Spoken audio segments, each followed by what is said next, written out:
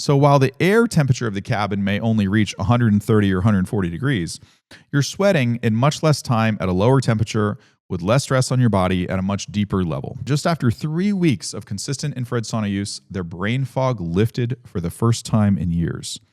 SaunaCast Ep.2. Infrared saunas and detox, the truth, the science, and the myths. Welcome back to another Certified Saunas podcast. I'm your host, Matt Justice. Today we're talking about one of the most powerful and honestly one of the most misunderstood tools for health and healing, the infrared sauna. Now, if you're new to the show, welcome. Every single week we break down the science, the protocols, the real life stories about detox, saunas, living healthier in a toxic world, I should say. And if you've been with me for a while or you're a longtime subscriber, thank you for being part of the community. I love seeing all your stories in the Certified Sauna Facebook group on YouTube. There's 35,000 people strong now. And while they're not scientific studies, I myself get great benefit out of seeing the anecdotal benefits and all the health benefits that you guys have been able to create for yourselves. So thank you very much for being a part of everything. So here's what we're covering today. Why detox even matters, how saunas actually work, the exact protocols I recommend for beginners, a little myth busting, and some community wins, audience Q&A as always, and next level strategy if you're already a seasoned sauna user. It's a lot, so let's get into it. Let's talk about why detox even matters in today's world. You know, people sometimes roll their eyes at the word, detox. I've got the YouTube community pulled up over here. I've got the Facebook community pulled up over here. I see all your questions and your responses. We pull in Q&As, for the weekly episode. And I get it. The wellness industry has just watered down the term, detox with juice cleanses, 7-day quick fixes. Oh, buy my supplement and, sit on the toilet for 72 hours or some crazy stuff. It's not a colonoscopy. It should be more of gentle lifestyle adjustments that lead to better health. At least that's my opinion. But here's the truth. Our bodies were never designed to handle the toxic load of modern day life. They're adjusting over time, but they need to be supported. Health systems need to be supported. That's what I've understood out of all the functional medicine, doctors that I've used. And every day we're exposed to pesticides in our food, microplastics, in our water, heavy metals in our environment, sometimes our occupation, medications, right? Sometimes the medications have these compounds in them, and even persistent organic pollutants that become things like, or come from stuff like nonstick pans, industrial chemicals, cleaning products, right? And here's the kicker. Your body doesn't always just flush them out. A lot of these toxins get stored in fat cells. Why? Because your body doesn't know what else to do with them. So it tucks them away for later. The problem is later never comes. So unless you're creating a process for mobilizing and eliminating them on a regular basis, you can have a buildup or an accumulation that leads to other health issues down the road. That's what we're all trying to avoid. In one study, Environmental Science and Technology measured BPA levels in sweat and found that people who sat in saunas and actually excreted more measurable amounts of BPA. That's not just water coming out, that's chemicals, and there's a huge benefit to it. So detox isn't really just about feeling better, clearing brain fog, although you'll notice that too. It's about lowering the burden on your liver, kidneys, immune system so your body can function the way it's supposed to. Section number 2, Saunas 101, how they work, right? Let's talk about how saunas actually make this happen in your body. Most people are familiar with traditional saunas. They think Finnish sauna, hot air, wood benches, 180 degrees Fahrenheit. Sometimes you toss water on the rocks for steam, sometimes you don't. So those work by heating the air, convection. And in turn, your body gets hot and sweats. Infrared saunas, like I've mentioned before in the gazillion videos on the YouTube channel, they use infrared wavelengths. Basically, invisible light that penetrates directly into your body's tissues. Instead of having to heat the air around you, infrared can heat your core up, right, by penetrating radiant heat directly at your tissues. So while the air temperature of the cabin may only reach 130 or 140 degrees, you're sweating in much less time at a lower temperature with less stress on your body at a much deeper level. Why that matters? Well, deeper sweat means mobilizing toxins that are stored in fat cells. That's the number one goal that no one talks about. Now, some people argue that infrared isn't a real sauna, but listen, it's just a different tool. As long as it accomplishes the same result, I'm all for any form of heat therapy. If traditional saunas are a hammer Infrared is a screwdriver. Both are going to get the job done. They just do it differently. And some of the key benefits of infrared that I love, it's more tolerable for people that can't handle super high heat. It allows longer sessions without feeling suffocated. It directly supports detoxification at the cellular level. I'll never forget the first time I sat in a low EMF, well-built infrared sauna. I thought, this isn't that hot. I can handle this, and I was health challenged at the time. This is pretty easy. But about 15 minutes in, my body kicked into high gear. I walked out feeling like I just unloaded a backpack full of stress I didn't even know I was carrying. I had clarity and an elimination of brain fog. And the best part, I slept like a baby that night. It slowly started to convince me after being a skeptic for years. So in the next section, let's talk about some protocols that actually work, that'll make a difference for you. Here's the biggest question I get all the time. How do I actually use my sauna to detox? This is where so many people get it wrong. They buy a sauna, they sit in it a few times, they sweat a little, and they wonder why they don't feel different. Here's my method after years of doing this, step by step for beginners. For more advanced protocols, see different sections, please. I recommend always beginners never sauna 2 days in a row so you don't end up taxing your body, especially if you're health challenged. So step number 1, take your binder before your session. This is huge. If you only take one thing away from today, let it be this. You need something in your GI tract to trap the toxins that are going to be mobilized. That could be activated charcoal. It could be bentonite. It could be zeolite. It could be a binder blend. I don't care what it is. Take it before your sauna session, an hour before. It's sitting there ready to catch the toxins. Your body pushes out. If you don't, those toxins can just recirculate if you have leaky gut, and you might feel worse instead of better. This is the number one solution to most people's complaint. Step 2, your sauna session. Aim for 20 to 30 minutes depending on your heat tolerance. Don't push yourself to exhaustion. The goal is consistency, not torture. Think of it like exercise. You don't go into the gym on day 1 and deadlift 500 pounds, do you? Start light and build up.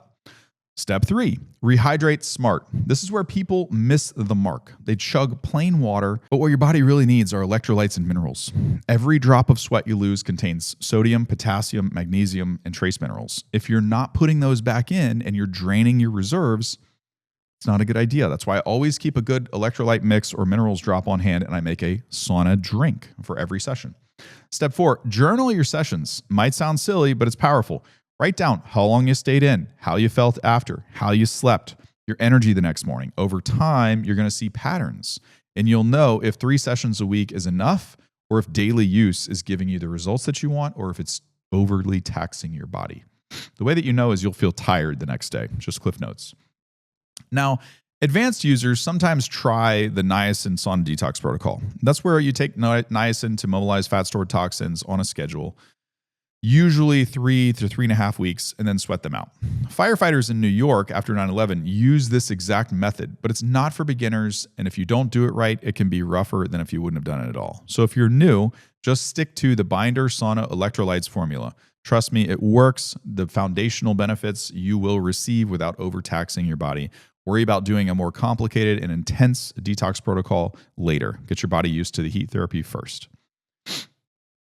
Now, section 4, these are myths and controversies. Let's do some quick myth busting, right? Myth number 1, sweat is just water.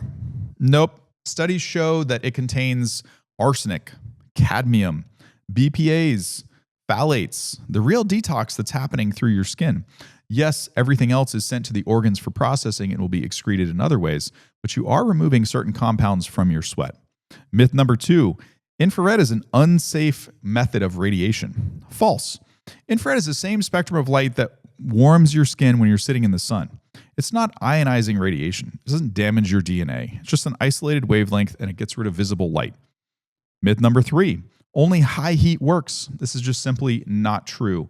I myself and tens of thousands of others have used infrared to mobilize toxins at lower temperatures, and that means people can stick with it more consistently, and consistency is the real magic over time. Let's do some community voices really quick. One of my favorite parts of this work is hearing from you guys.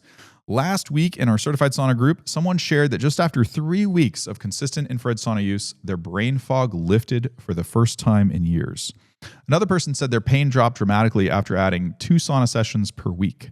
And then we had a firefighter share that his sleep improved so much, his wife noticed before he did.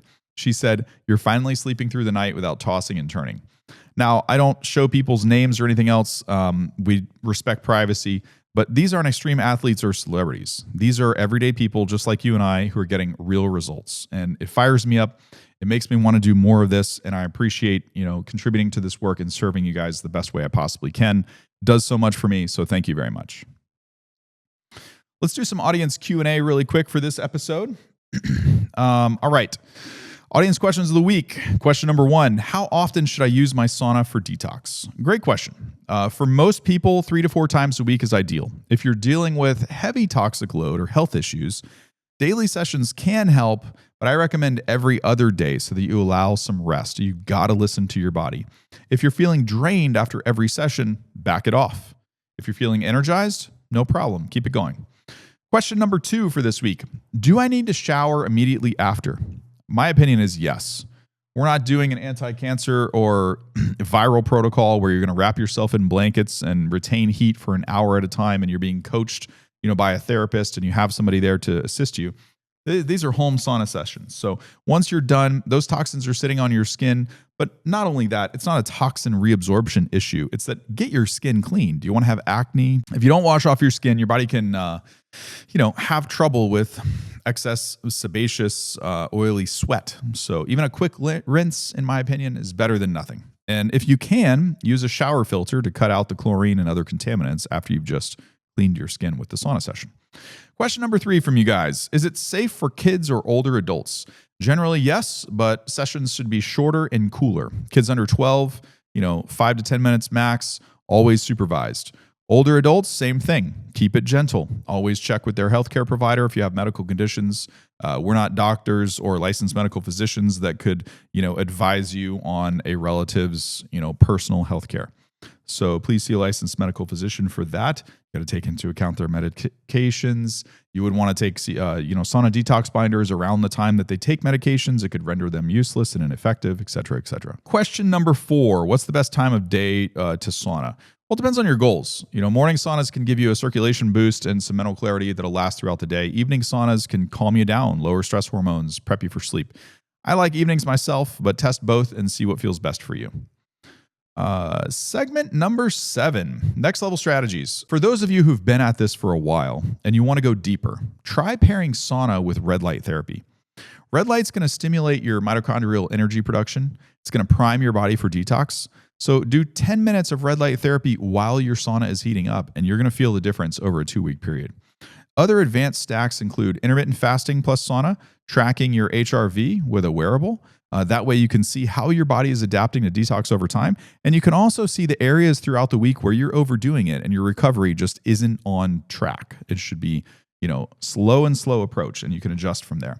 Today we covered why detox matters in today's toxic world, how saunas actually work, the exact protocol I recommend, and a little myth busting, and we tackled your Q&A questions. So here's your action step. This week, schedule 2 to 3 sauna sessions. Take your binder before your sauna session, an hour before ideally. Hydrate after with minerals and electrolytes. Jot down how you feel. Keep it simple. Let the consistency work for you over a period of time. If you enjoyed this episode, share it with a friend. Subscribe on your favorite podcast app. Check the show notes for free guides and links to our community. Until next time, I'm Matt Justice, reminding you, sweat smarter, not harder.